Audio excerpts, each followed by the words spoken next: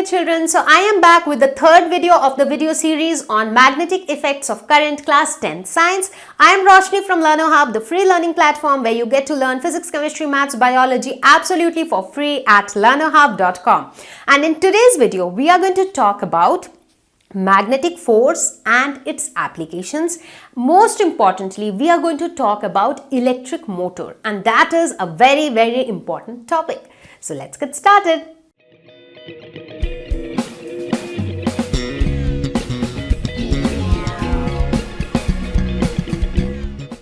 So the force due to a magnetic field acting on a current carrying conductor. So it is like a vice versa effect. Let us suppose this was your current carrying conductor. This produced a magnetic field. Now this magnetic field will exert a force on the current carrying conductor. A force will get exerted on the current carrying conductor because of this magnetic field. So we will talk about that force. So how was this observed? This also happened experimentally. What was done? A rod was taken. Here this AB is a rod which was taken and it was hung in this fashion, and then it was connected to a circuit so that a current can flow through the circuit when you close this switch. So when you close the switch or when you switch it on, a current will flow through this rod. Right? So now as soon as current flows through this rod, what will happen? A magnetic field will be produced in the vicinity of this rod. Now if you place a magnet in the vicinity of this rod, what will happen? This magnetic field which is produced around this rod will exert a magnetic force, will exert a force on this magnet. This magnet in turn will exert an equal and opposite force on this rod. So this is the force which we are referring as magnetic force. Now what kind of force was experienced? Let us have a look at that. Now when the switch was closed, it was found that the current was flowing in this direction. Because this was positive, this was negative. So the current was flowing in this fashion. That means this was the direction of current through this rod. Now it was seen that, and this was the north pole and the south pole of the magnet respectively. So what was the direction of the magnetic field? The direction of magnetic field was upwards. Now are you understanding how it is placed? This magnet is a horseshoe magnet. So you have placed the horseshoe magnet and you have placed the rod perpendicular to the plane of the magnet such that the magnetic field is in the upward direction. Right? So now what happens in the presence of this magnetic field? It was observed that this current carrying rod got displaced in this direction. Now when will an object gets displaced? When there will be a force experienced by that object. I mean, let us suppose if you have two objects. Now if this object is getting attracted towards this object, that means there is a force which is acting, which is trying to pull this object near this object, right? So whenever there is a motion, that means there is a force involved, right? So here also if it is getting displaced towards left, that means there is a force involved. Now what was done? It was seen. Now the arrangement was reversed. The direction of the battery was reversed such that the direction of current is in this direction. Now as the current's direction was changed, it was seen that the rod got displaced in this direction. So that means the first observation was that as soon as the direction of current in the wire, in the rod changes, the direction of displacement also changes. So force on the rod reverses as current changes direction. Now the second thing which was observed was that, let us suppose we keep the current in the same direction, but if we change or if we reverse the north and south pole of the magnet, what happens? In that case the magnetic field will be in the downward direction. Again in that case also it was seen that the displacement was in the opposite direction. So that means this force changes as the direction of current changes. It also changes as the direction of magnetic field changes. So the direction of the force on the conductor depends upon the direction of current and the direction of magnetic field. So what was the conclusion from this? A current carrying rod experiences a force perpendicular to its length and magnetic field. So if we place a current carrying rod in a magnetic field, it will experience a force due to the magnetic field, and this force will be perpendicular to its length and also perpendicular to the magnetic field. So that means this force which is experienced, the magnetic field and the length, each of these are perpendicular to each other, because here you can see that the rod was placed perpendicular to the plane of the magnetic field, and now it is experiencing a force again perpendicular to both of them. So how do we find out the direction of the force? So for that we again have another rule which is known as Fleming's left hand rule. Please remember all these rules because they make things simple. I mean, if you remember the rules, it will be very easy for you to determine the directions. So Fleming's left hand rule demonstrates a relationship between direction of magnetic field, current, and the force on the conductor. So in the previous slide, we saw that the magnetic field, current, and force, they are all perpendicular to each other. So how was the relationship determined? Take your left hand, stretch all three fingers of yours, the thumb, the first finger, and the middle finger. Stretch them perpendicular to each other. So your thumb will represent the motion. Motion is nothing but the force. This motion represents nothing but the force, because here you saw, right, as I mentioned before, if a rod is moving in this direction, that means there is a force which is making it to move in this direction, right? Similarly, if you apply a force in this direction, that means if you push this in this direction, so it will move in this direction. So this thumb represents motion, which in turn represents the force.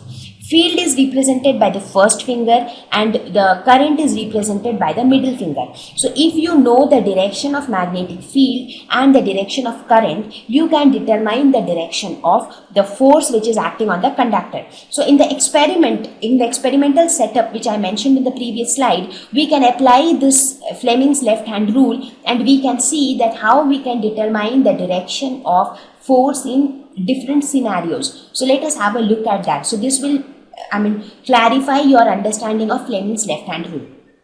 So in the first figure, let us suppose that this is my rod AB and let us suppose that the current flows in this direction. Let us suppose this is my battery and this is the direction of current through this rod, and this is my north pole and this is my south pole. So if this is my arrangement, now we have to use Fleming's left hand rule and we have to find out the direction of the force experienced by this current carrying conductor. So how will we do that? In this case, what is the direction of current? This is my direction of current. What is the direction of magnetic field? Magnetic field will be in the upward direction because magnetic field direction is always from north pole to south pole. So now you use your left hand, try to point your first finger along the direction of magnetic field, that is upward. Now what would be the direction of your middle finger? It will be in the direction of the current. So you rotate your hand accordingly such that your middle finger is in the direction of current and your first finger is in the upward direction. So what do you see? Where is the direction of your thumb?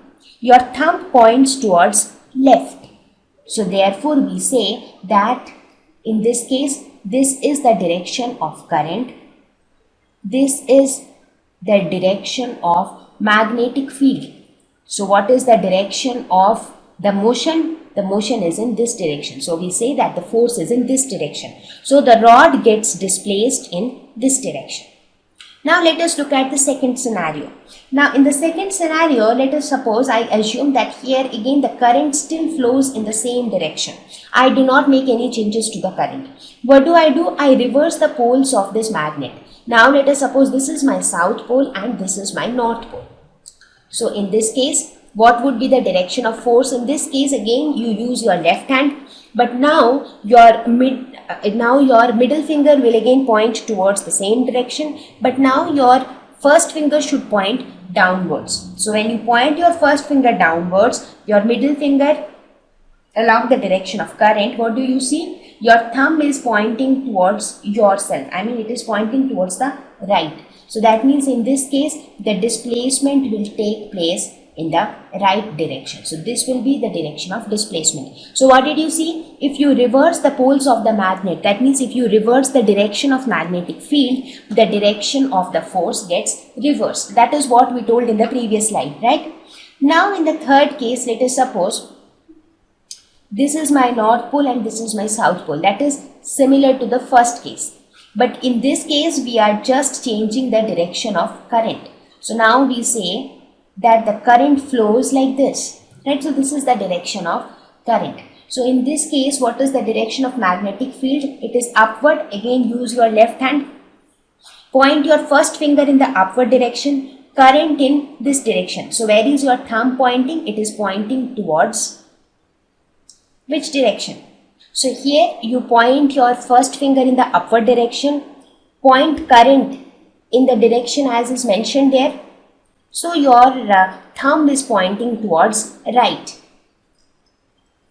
So you say that the motion will be, or the force will be in this direction. So if you compare the first figure and the third figure, what do you say? If you change the direction of current alone, the direction of the force changes, right? Because you have kept the magnetic field same. Now in the fourth one, again, you assume that you have this as south pole, this as north pole, and this is the direction of current. So in this case, what will happen? The direction of the magnetic field is in the downward direction. So again, you point your first finger in the downward direction, right? Now point current in the backward direction. So what do you see? See, for this you have to orient your left hand in the correct fashion, right? So the first finger in downward direction, orient your middle finger along the direction of current. So what do you get? The thumb is pointing towards left. So that means the direction of force is towards left. So I hope once you understand Fleming's left hand rule, try to implement the rule in each of these scenarios. So if you are correctly able to get the response for each of these scenarios, if you are able to determine the direction of the force for each of these scenarios, that means you have understood Fleming's left hand rule correctly. Right? Okay, so here the most important thing is to orient your fingers in the correct fashion.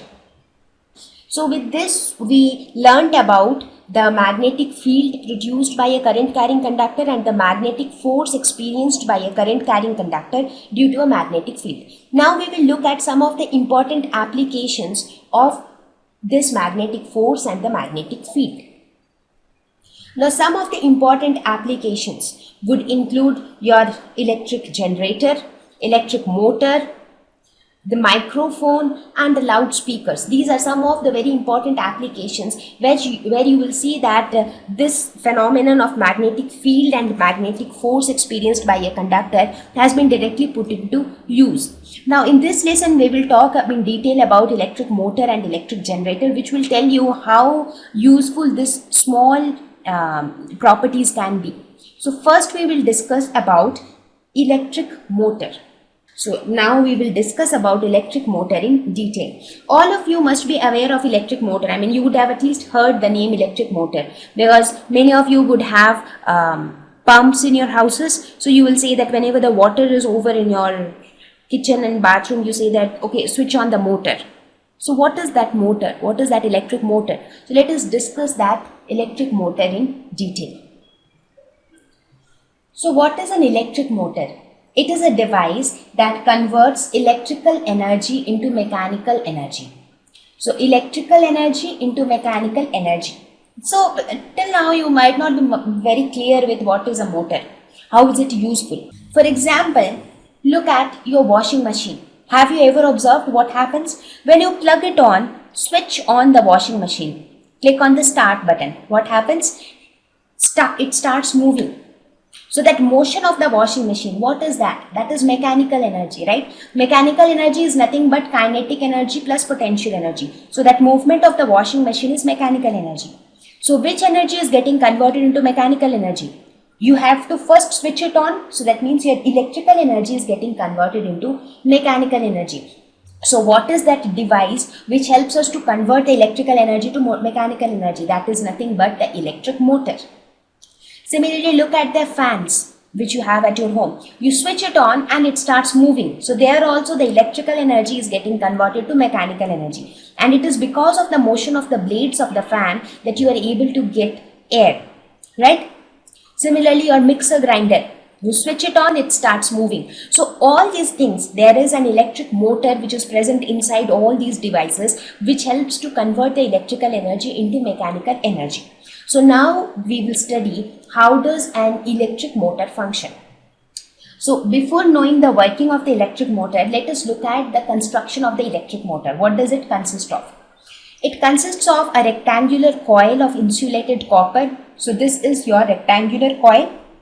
It has magnet poles, there's north and south poles, so that a magnetic field can be created between the poles. Then you have something called as split rings. Here you see there are two half rings, semicircular structure. These half rings are known as the split rings. You have axle. Axle is nothing but this axis, this rod-like structure which is there, that is known as the axle. There are a pair of brushes, this X and Y which you see, some cubical structure. They are the brushes. So these brushes are attached to the outside of the split rings. Now if you look at these split rings, the inside of the split rings are insulated and they are attached to the axle.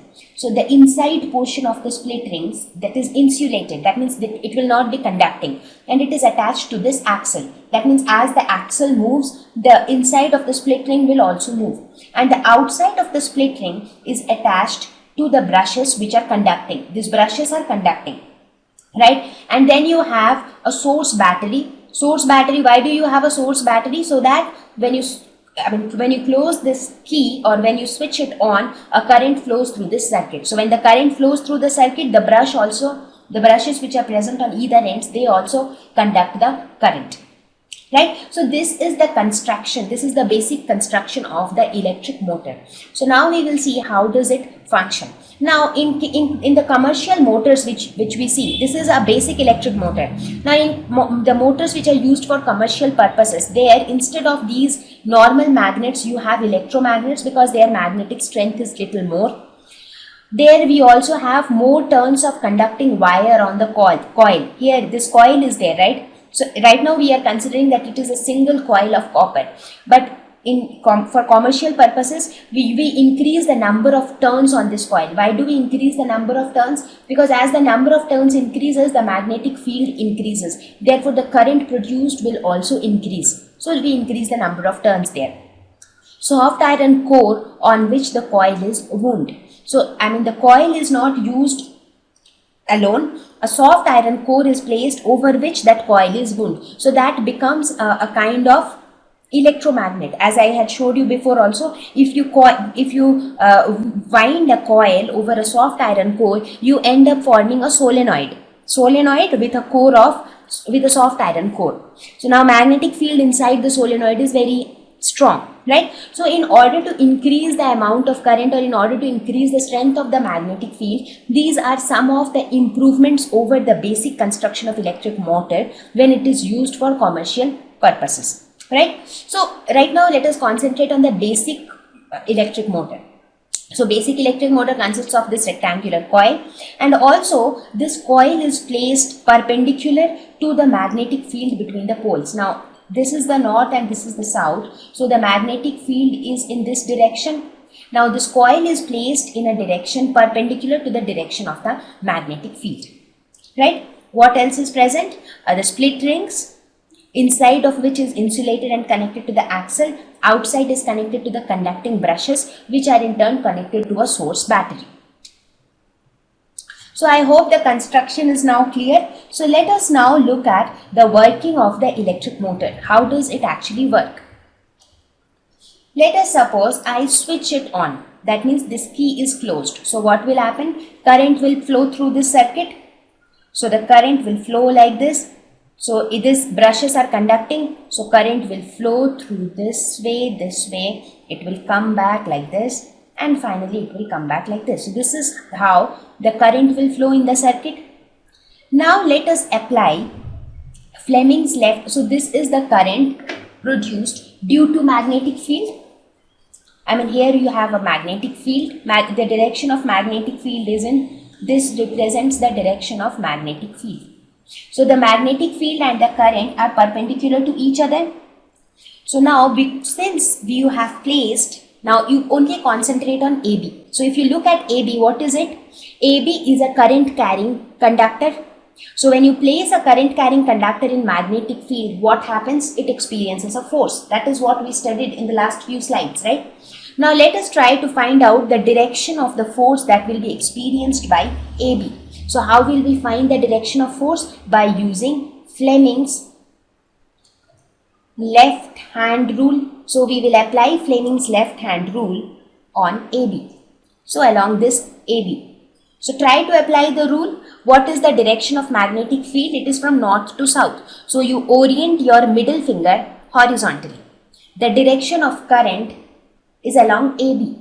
So you orient your middle finger in that direction. So where do you see is your thumb pointing to? The thumb is pointing in the downward direction. Therefore, the force is in the downward direction. Now similarly apply Fleming's left hand rule along the arm CD. Along arm CD also you have a current carrying conductor where the current is perpendicular to the direction of the magnetic field, but in this case the direction of current is reversed. Now we know that we saw in our previous slides that when the direction of current gets reversed, provided the direction of magnetic field remains the same, the direction of force is also reversed. However, you can apply Fleming's left hand rule along this side also, and you see that the force is in the upward direction. So that means there is a force acting on AB which tries to push it down. That means the motion will take place in the downward direction, and there is a force which is acting here which tries to pull it up. So what does that mean? These two forces together, this will start coming up, this will start going down. That means this coil will start moving in the anti-clockwise direction. So it will start rotating in the anti-clockwise direction. Now, once it starts rotating, so this is my first scenario where this is pushed down and this is pushed up, right? Now, what happens when it moves half a rotation? So this was the first scenario where this was my coil. This was A, B, C and D. Now, when it has rotated halfway, now when the coil is rotating, the axle is also rotating, right? So as a result, the split rings are also rotating. However, the brushes are fixed on their positions, right? So after half a rotation is completed, what will happen? What will be the position of the coil? The position of the coil would be somewhat like this. After half a rotation, this AB will move like this and it will reach here. This CD will move like this and it will come here. So this will be CD and this will become AB. And what will be the position of the brushes? The brushes are still will be X and Y, but now the split rings would have rotated. The split ring Q would have come here and P would have gone here, right? So this would be the changes after half a rotation is completed. So after this rotation, what will happen? Now again, if you apply Fleming's left hand rule on this direction as well as on along CD as well as along AB, what do you see? Now applying Fleming's left hand rule, this arm CD, earlier CD was moving upwards, but now if you see, CD will start moving downwards because the force acting on this side will be downwards because current is flowing in the upward direction. Magnetic field is in this direction. So what will be the direction of force? The direction of force will be in the downward direction. So now along CD, the force will be in the downward direction, and along AB, the force will be in the upward direction. So that means this will start moving down and this will start moving up, right? So that means what will be the net motion? This will move up, this will move down. That is anti-clockwise direction. So what do we see? Basically, the coil will keep on moving in the anti-clockwise direction because again, once the half rotation is over, again AB will come, again this scenario will come back. That is AB will come back on this side and CD will go back on this side. So that means this electrical energy which is produced by the source battery, that is this current which is produced by the source battery, is actually helping to us to rotate this coil. So that means the electrical energy is getting converted into mechanical energy. Had this been possible if there were no magnetic field present? No, because it is because of the presence of magnetic field that a force is being exerted on the arms of the coil, right? So this is how an electric motor functions. So I think it is pretty simple, right? This is what we have studied in our last few slides, and it is a direct application of that. So this is how electrical energy gets converted into mechanical energy. So in all the examples which I quoted before, like whether it is your electric fan or it is your washing machine or a mixer grinder, everywhere inside the device you have a small electric motor which is continuously running or working in this fashion to convert the electrical energy into a mechanical energy. Right? Now, one important thing to be noted here is what is the significance of the split rings? The split rings actually act as a commutator. What is a commutator? Commutator is a device that reverses the direction of current. Because you would have seen in the previous slide that what happened after half a rotation. After half a rotation, the direction of current reversed, because earlier the direction of current along CD was in this direction. Now the direction of current in CD is along this direction. Why did this happen? This happened because of the split rings. Because the split rings and the brushes are connected in such a fashion that the split rings will rotate along with the rotation of the coil, but the brushes will remain fixed. As a result of that, what happened? CD came on this side and AB went on that side. However, the current from the battery was still coming from the same direction. So as a result, the current on each of the arms got reversed. So any device which reverses the direction of current is known as a commutator, and split rings here acts as a commutator. And what was the significance of reversal of current? It is because of the reversal of current that there was a continuous rotation of the coil. Because let us assume that if these brushes were not fixed, in that case the brushes will also rotate along with the rotation of the coil, right? So if the split rings were not there, if they were not present there, so in that case what will happen? This will rotate half a rotation, and then again it will get rotated in the opposite direction. So that means the complete rotation would have not been possible. It would have rotated like this, come back like this, again gone like this, again come back like this. So it would have not enabled a complete rotation of the coil. So the complete rotation is possible because of the reversal of current, and reversal of current is possible because of the split rings. So split rings plays a very important role in the working of electric motors. So now there is a small animation which actually shows you the functioning of the electric motor. So this is how it will keep rotating. I hope you found the video useful. If you have a feedback to share, do not forget to write in the comment section. We would be more than happy to hear from you. And if you really found the video useful, do not forget to share it with your friends as well. I will meet you all very soon with a new video with a new topic. Till then, stay home, stay safe, take care, bye-bye.